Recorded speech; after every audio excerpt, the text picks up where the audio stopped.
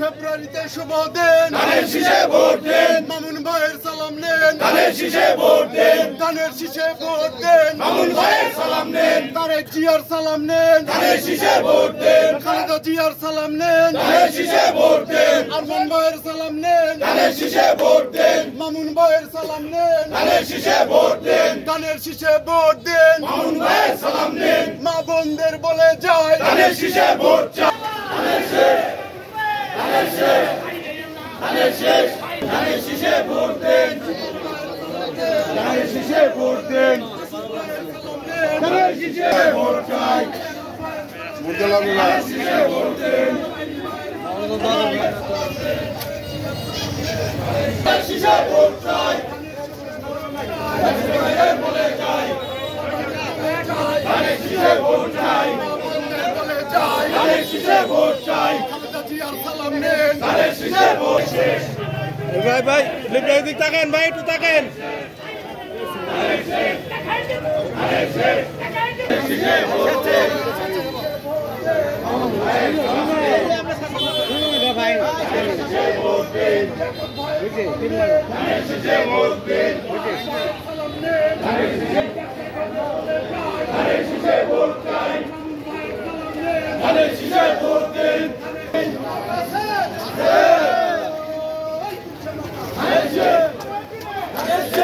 যাবো একটু রকি একটু যাবো শ্যামাজয় যাবো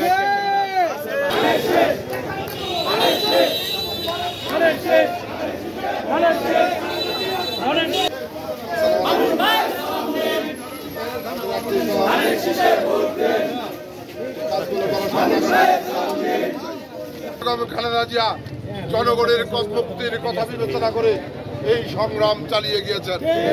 আমাদের নেতা তারেক রহমান সুদূর 17 বছর এই বাংলাদেশ থেকে অনেক দূরে লন্ডন বসে সারা বাংলাদেশের মানুষকে উজ্জীবিত করার জন্য প্রতিদিন কোথাও না কোথাও স্কাইপের মাধ্যমে বাংলাদেশের মানুষের সাথে সংযোগ স্থাপন করে আন্দোলনের উপযোগী হিসেবে বাংলাদেশের মানুষকে উদ্দীপিত করেছে। এই সংগ্রাম করার কারণে আমাদের ইলিয়াস আলী, চৌধুরী আলম সহ 4,500 নেতাকর্মী হত্যা, গুম, খুনের শিকার হয়েছে। বিএনপির 38 লক্ষ নেতাকর্মীর বিরুদ্ধে মিথ্যে গায়েবী মামলা দেওয়া হয়েছে। হাজার নেতাকর্মীকে দীর্ঘদিন জেল খাটানো হয়েছে।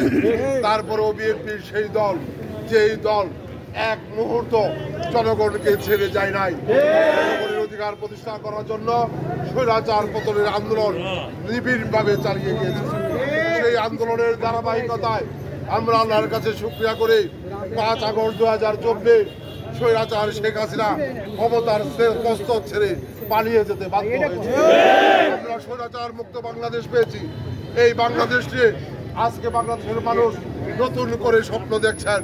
এই বাংলাদেশ আগামী দিনে দুর্নীতি মুক্ত, স্বৈরাচার মুক্ত, ভোট ডাকাত মুক্ত, সন্ত্রাস মুক্ত, চাঁদাবাজ মুক্ত, উদার গণতান্ত্রিক জনগণের বাংলাদেশ হবে।